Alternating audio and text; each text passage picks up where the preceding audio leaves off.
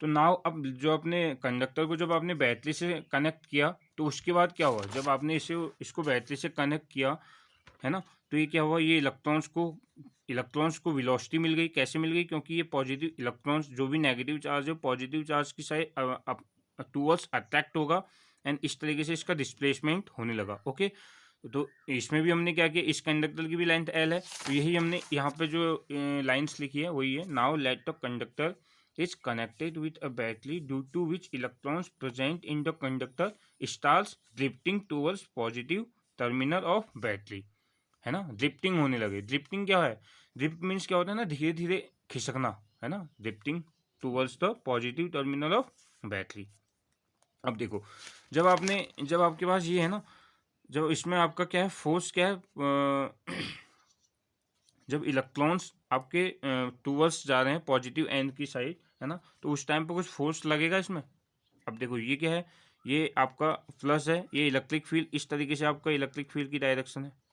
Okay, और ये आपका जो मूवमेंट होने चार्ज का इस तरीके से हो रहा है, मीन्स अपोजिट डायरेक्शन है। ओके, ये तो ठीक है, लेकिन ये किस, अब एक जब ये अट्रैक्ट हो रहे हैं तो एक फोर्स तो लगेगा इसमें, है ना। आपने पढ़ा था E is equal to F upon Q, पढ़ा है ना, कहाँ पढ़ा था, इलेक्ट्रोस्टैटिक चैप्टर में, यूनिट फर्स्ट में। जो इलेक्ट्रिक फील्ड है is equal to force upon charge, तो वही उसी से हमने उसी का फॉर्मूला यूज किया है।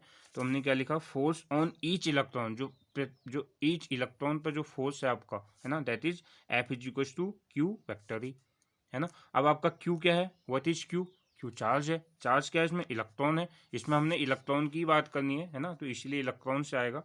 तो F vector F is equal to E vector E according to Newton's law. एक न्यूटन्स लॉ भी है आपका, जो न्यूटन्स लॉ बोलता है क्या बोलता है, F is equal to M A, है ना, एक उनका भी तो लॉ है। एक तो आपका इलेक्ट्रिक फील्ड वाला फोर्स लगा, एक फोर्स और तो लग रहा है उसमें जो न्यूटन्स लॉ है ना, F is equal to M A. तो दोनों को हमने क्या किया, from 2 and 3 M A is equal to E vector E, है ना। इनमें वेक्टर ई का अपने क्या है, मार्क लगाना है, क्योंकि ये वेक्टर क्वांटिटी है। तो आपका एक्सीलरेशन आ गया। अब ये एम और ए तो जानते हो ना, ए क्या है, एक्सीलरेशन। अरे जब आपका इलेक्ट्रॉन्स में जो फोर्स लगेगा तो ये एक्सीलरेट होंगे ना, तो एक्सीलरेट, और एम क्या है आपका, इलेक्ट्रॉन का मास ऑफ इलेक्ट्रॉन। तो ए आपका क्या हो गया, E vector E upon M. It is A, अब यहाँ पे लिख सकते हो, it is constant acceleration of each electron in the conductor. जो आपका ये जो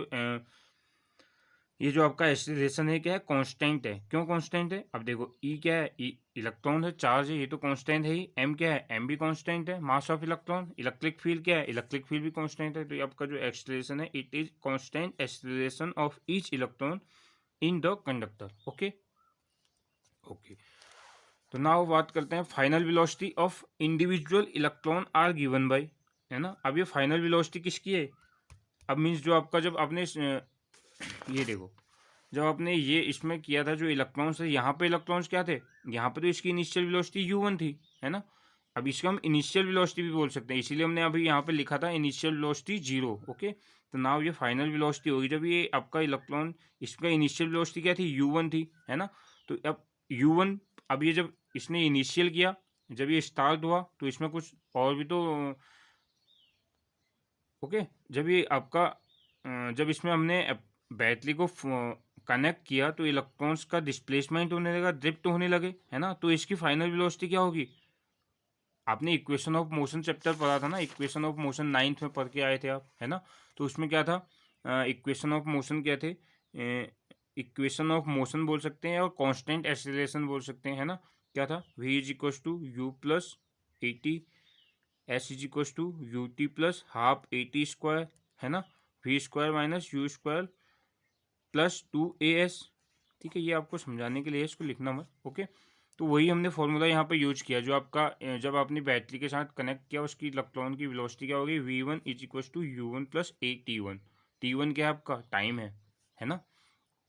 v2 u2 प्लस ए टी2, v3 u3 plus a three, है ना। जब उसे आपने, जब इलेक्ट्रॉन को, किसी इलेक्ट्रॉन को मूवमेंट कराओगे ना, जब ये इलेक्ट्रॉन मूव करेगा तो इसकी इनिशियल वेलोसिटी क्या थी, u1 थी। अब जब ये पहले यहाँ था तो यहाँ से इसमें टाइम भी तो आया और एक्सीलरेशन के साथ आया, तो इसीलिए हमने फाइनल वेलोसिटी इस तरीके से फाइंड की है। ओके, तो नाउ u1 के साथ हमने ये कर लिया। Okay okay.